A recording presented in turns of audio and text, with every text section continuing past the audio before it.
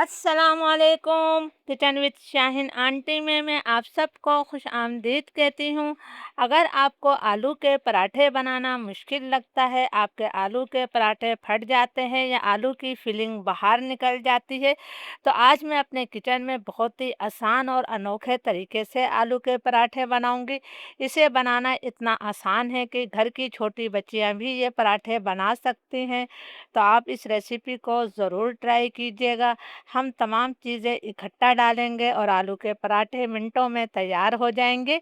इसके लिए मैंने 5 दरमियाने साइज़ के आलू को उबाल कर ठंडा कर लिया है और इनका छिलका मैंने उतार लिया है। तो आपने आलू को ठंडा लाजमी करना है। अब हम आलू को कद्दूकस कर लेते हैं, क्योंकि हमें आलू में कोई गुठली वगैरह नहीं चाहिए, तो इसलिए मैं इसे कद्दूकस कर रही हूँ। बहुत आसानी से ये कद्दूकस हो जाते हैं। तो मैं तमाम आलू कद्दूकस कर लेती हूँ। तमाम आलू को मैंने कद्दूकस कर लिया है। अब हम इसके अंदर कुछ मसाले शामिल करेंगे। 1 चाय का चम्मच भरकर मैंने इसमें नमक डाल दिया है। 1 चाय का चम्मच भरकर ही मैंने कुटी हुई लाल मिर्च शामिल करी है। 1 चाय का चम्मच भरकर हमने सफ़ेद ज़ीरा डाल दिया है। आप कुटा हुआ ज़ीरा भी डाल सकते हैं। 2 चाय के चम्मच में इसके अंदर कुटा हुआ धनिया शामिल कर रही हूँ। आपने धनिया पाउडर का इस्तेमाल नहीं करना है, बल्कि साबुत धनिया को कूट कर डालना है। आधा चाय का चम्मच मैंने घर का पिसा हुआ गरम मसाला पाउडर डाला है। आधा चाय का चम्मच मैंने लाल मिर्चों का पाउडर शामिल कर दिया है। 2 चुटकी में इसके अंदर हल्दी शामिल कर देती हूँ।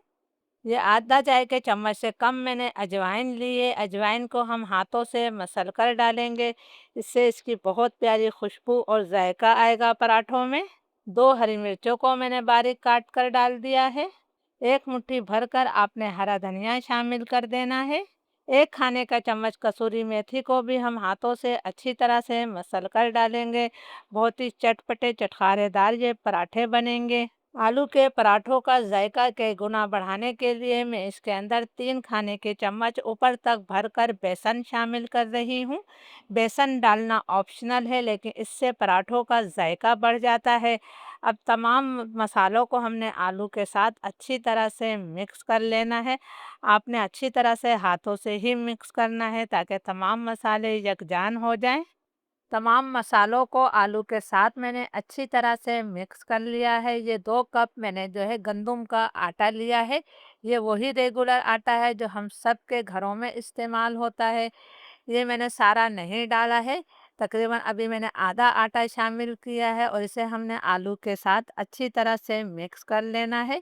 हम इसके अंदर पानी शामिल नहीं करेंगे। आलू के अंदर अच्छा खासी जो है नमी होती है। उसके साथ हमने इस आटे को मिक्स करते हुए गूंद लेना है। अगर मुझे ज़रूरत महसूस हुई तो मैं और आटा डाल लूँगी। आलू के साथ आटे को मैंने अच्छी तरह मिक्स कर लिया है। मैंने इसके अंदर और आटा शामिल किया था। अभी तक मैंने इसके अंदर किसी किस्म का कोई पानी शामिल नहीं किया है। अगर आपको ज़रूरत महसूस हो तो आप 1 से 2 खाने के चम्मच पानी ले सकते हैं। अब मैं इसके अंदर 1 खाने का चम्मच तेल शामिल कर रही हूँ और इसे हमने अच्छी तरह से मिक्स करते हुए 2-3 मिनट तक मुक्कियाँ लगाते हुए आटे को गूंद लेना है। जिस तरह हम नॉर्मल आटा गूंदते हैं, उसी तरह हमने इसको गूंदना है। आटा मैंने गूंद लिया है। ये ना ज़्यादा सख्त है और ना ही बहुत ज़्यादा नरम है। अब इस आटे को मैं 15 मिनट के लिए रेस्ट पर छोड़ देती हूँ। जब तक आटा हमारा रेस्ट कर रहा है, हम जो है अनारदाने की चटपटी चटनी बना लेते हैं। इसके लिए मैंने 2 खाने के चम्मच भरकर अनारदाना लिया है। इसको मैंने बहुत अच्छी तरह से धो लिया था, क्योंकि अनारदाने में बहुत ज़्यादा मिट्टी होती है, तो धोना बहुत ज़्यादा ज़रूरी है।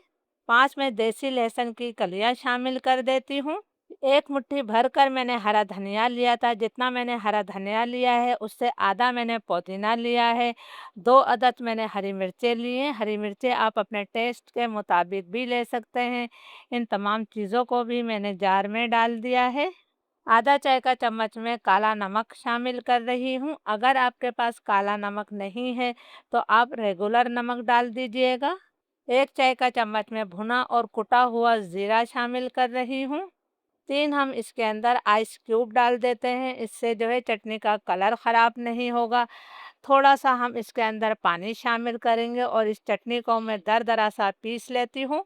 हमारी चटपटी चटखारेदार अनारदाने की चटनी तैयार है। आटे को रेस्ट पर रखे हुए 15 मिनट हो गए हैं, तो अब हम इसके पेड़े बनाएंगे। तो थोड़ा सा खुश्क आटा मैंने थाली में ही डाल दिया है। अब हम इसका पेड़ा बनाएंगे। तो हम जो रूटीन की चपाती बनाते हैं उससे हमने बड़ा पेड़ा बनाना है, क्योंकि हम चपाती नहीं बना रहे हैं बल्कि आलू का पराठा बना रहे हैं, तो इसे हम थोड़ा मोटा रखेंगे, इसलिए आपने थोड़ा बड़ा पेड़ा लेना है। ये देखिए जी, हमारा परफेक्ट पेड़ा जो है वो तैयार हो गया है। इसे हमने एक दफ़ा फिर जो है खुश्क आटा अच्छी तरह से लगा लेना है। अब इस आटे को जो है बाकी को मैं साइड पर रख देती हूँ और इसकी अब हम रोटी बेल लेंगे। जिस तरह हम नॉर्मल रोटी बेलते हैं उसी तरह हमने इसे बढ़ा लेना है। इस रोटी को मैंने बेल लिया है। अब मैं इसको ऊपर आधा चाय का चम्मच घी लगा रही हूँ।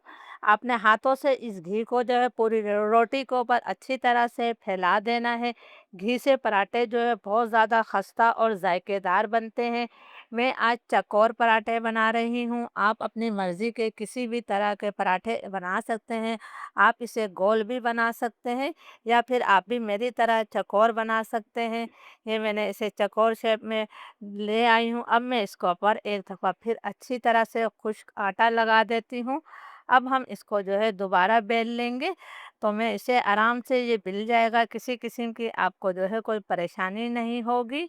पराठे को मैंने बेल लिया है, तवा मैंने गरम करने रख दिया है, तो चलिए अब हम इसे तवे पर डाल देते हैं। मीडियम फ्लेम पर लोहे के तवे को मैंने अच्छी तरह से गरम कर लिया है और अब फ्लेम मैंने लो टू मीडियम कर दिया है। इस पर मैंने पराठा डाल दिया है। 10-15 सेकंड तक हम इसे एक तरफ से पका लेते हैं। एक तरफ से इसे पकते हुए 10-15 सेकंड हो गए हैं, तो अब हम इसकी साइड को तब्दील कर देते हैं। आप देख सकते हैं ये थोड़ा सा पक गया है। अब मैं इसके ऊपर की साइड पर जो है घी लगाऊंगी। पराठे आपने मुकम्मल तौर पर घी से ही बनाना है, तभी पराठे बहुत ज़्यादा जायकेदार बनेंगे। ये मैंने अच्छी तरह से इसको ऊपर घी लगा दिया है। अब हम इसकी साइड को दोबारा तब्दील कर देते हैं। हमने अलट पलट करते हुए अच्छा सा गोल्डन ब्राउन कलर आने तक इन पराठों को पका लेना है। पराठे को अलट-पलट करते हुए दोनों तरफ से मैंने अच्छी तरह से पका लिया है। बहुत ही मज़ेदार हमारा पराठा तैयार है। इस तरह मैं बाकी तमाम पराठे बना लेती हूँ। अल्हम्दुलिल्लाह बहुत ही मज़ेदार, चटपटे, चटखारेदार हमारे आलू के पराठे तैयार हैं। तो आप लोग ज़रूर इस रेसिपी को ट्राई कीजिएगा। रेसिपी अच्छी लगे तो लाइक और शेयर ज़रूर कीजिएगा। इसके साथ आपने अनारदाने की चटखारेदार चटनी भी बनानी है। इजाज़त दीजिए। अल्लाह हाफ़िज़।